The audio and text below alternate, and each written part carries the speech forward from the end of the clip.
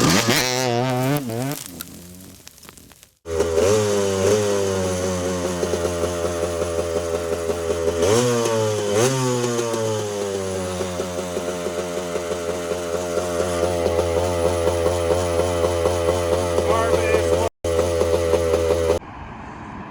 right, so I'm out here with Duchess. It's April 5th after Good Guys, and I'm trying to figure out what's up with this engine because it's not running right. And essentially, it's always run really weird. I'll make adjustments and then I'll have to readjust it and then readjust it and readjust it. You get it warm, you adjust the idle, you adjust the air screw, and then the next time you have to do it again, and the next time you have to do it again. And it's slowly kind of gotten worse. And now it's just not even adjusting whatsoever. So the idle, which is this right here, had a big, huge spring on it when I got it. And it was to the point where it wouldn't even adjust anything. So I'm like, what's going on? This must be the wrong spring. And the air screw had a weird spring with no washer and no O-ring, which is kind of weird. And this carburetor, as I looked it up, this carburetor is the wrong carburetor. So this is a Mikuni flat slide TMX model line. I don't know, 38 millimeters, the right size. But when you look up the KTM, all the KTMs from this year and the year previous and the year after, 300, 250, they all have a K-hin 38 millimeter, I can't remember the designation, PW something. But anyways, they all had that. And so this one totally has the wrong carb. So I'm like, all right, it's the wrong carb. That's probably what it is. But on top of that, this carb I think is just shot. I've cleaned it like 100 times, new gaskets, ultrasonic cleaner, everything. So, quiet train. So basically, now I'm here. I came to an industrial space so that I can get loud and not bother anybody. And I was just revving the hell out of this thing. And it wouldn't idle down. I backed the idle screw all the way out, wouldn't do anything. I put the air screw all the way in, still didn't affect anything. It would still idle the same. So I don't know what is going on with this thing right now. Kind of disappointed. I was hoping to get it working with this carburetor.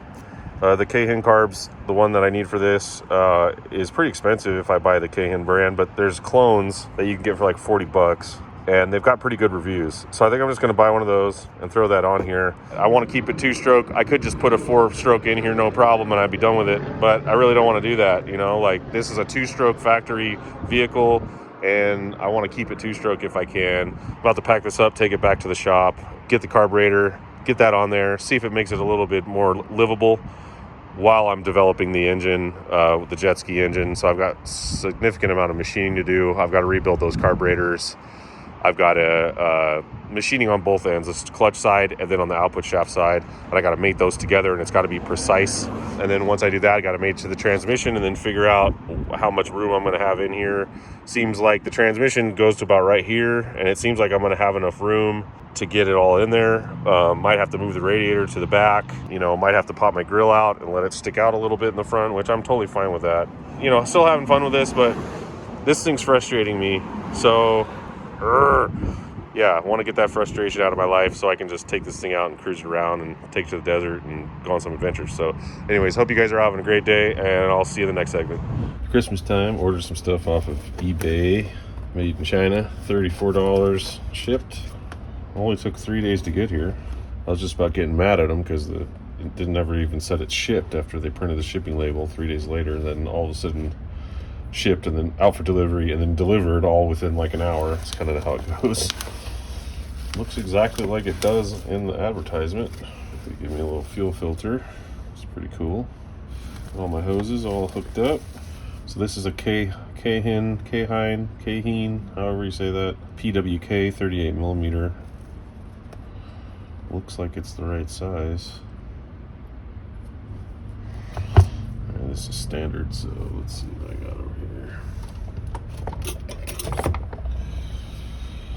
Yep, 38 mil. Exactly. And it's got the round slide. Definitely looks a lot bigger than the one that I have on there right now.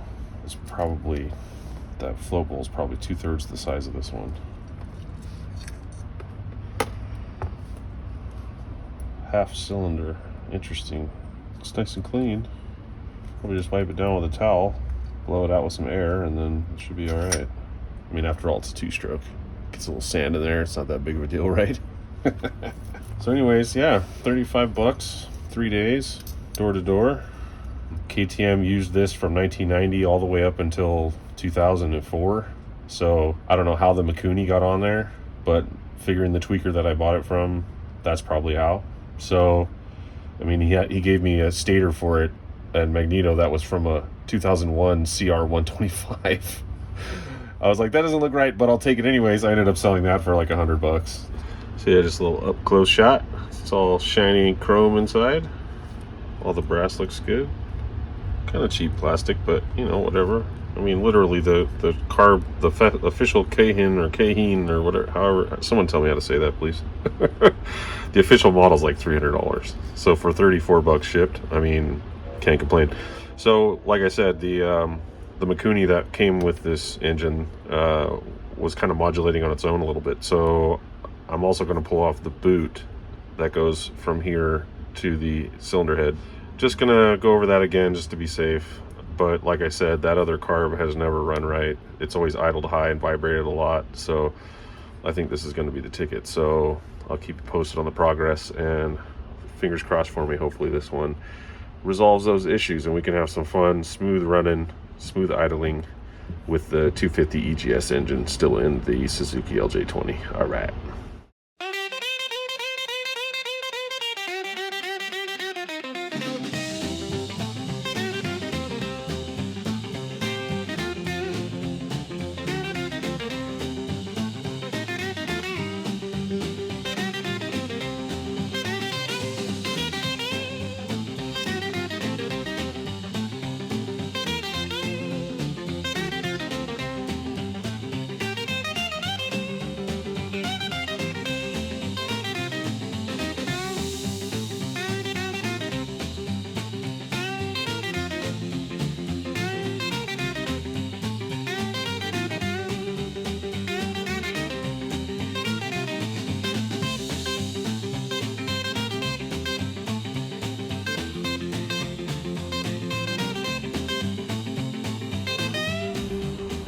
So the carburetor is in, and I fired it once yesterday and it immediately sounded way better.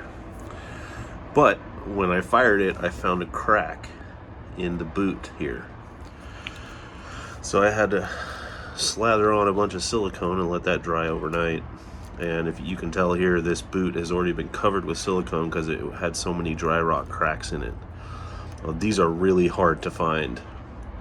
Been looking for months and I haven't been able to find one. So if you know anybody that has an intake boot for a 95 KTM 250 or 300, would love to buy it, so let me know.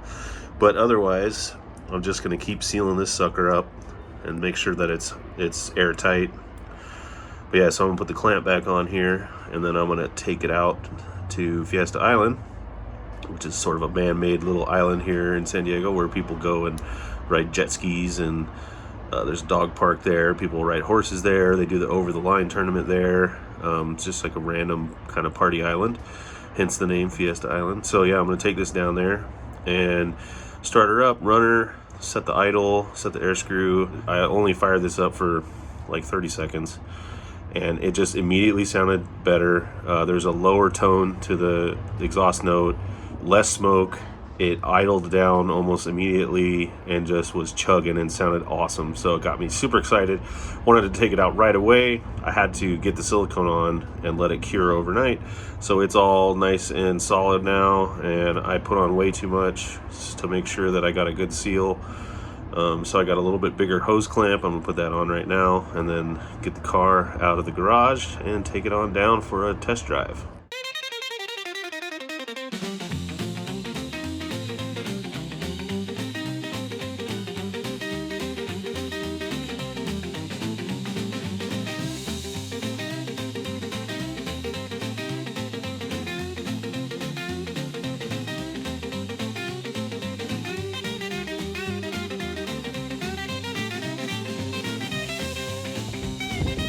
Alright, down here at Fiesta, it's a little windy, so hopefully you can hear me. We're going to give her a shot, see what happens.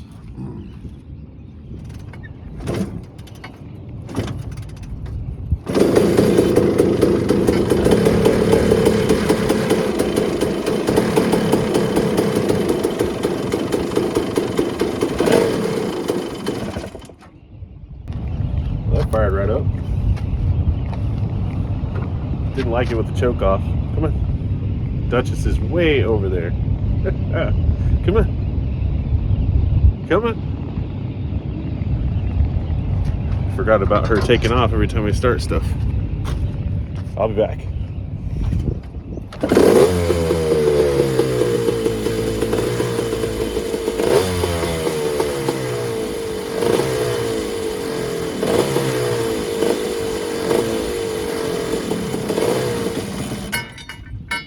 Kick it back. Still a little too lean there, so try that half turn that they had it set at and see how that goes.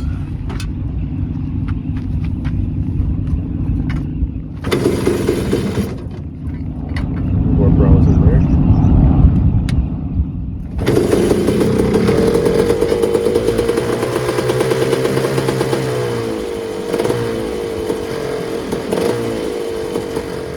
All right, so it's running better.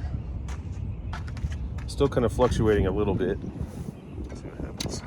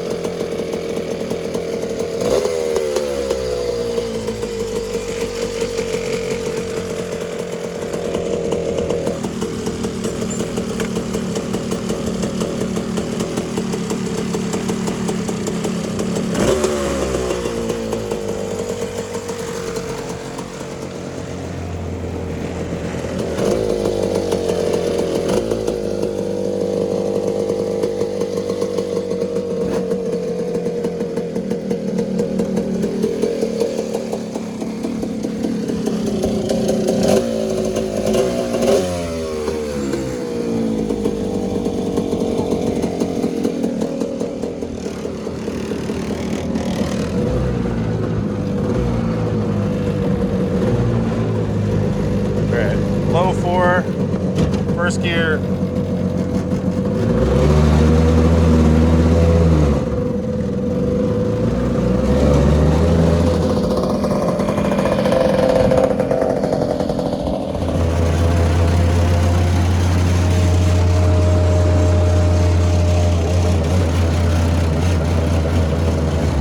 It's vibrating.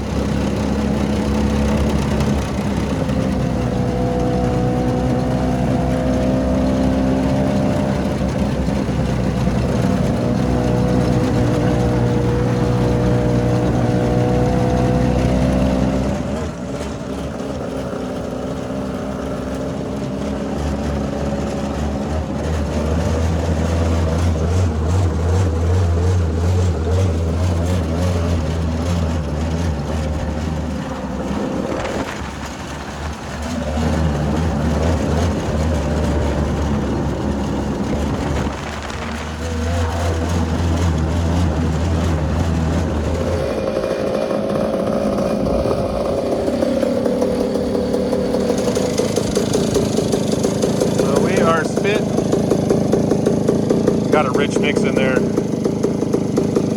it shows.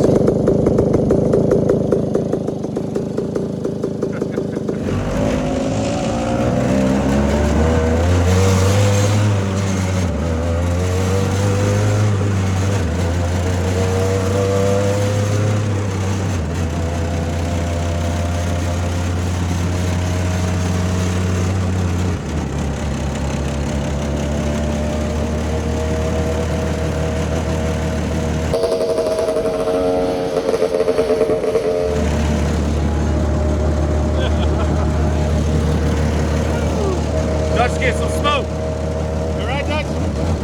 She don't like the smoke. All right, there we are.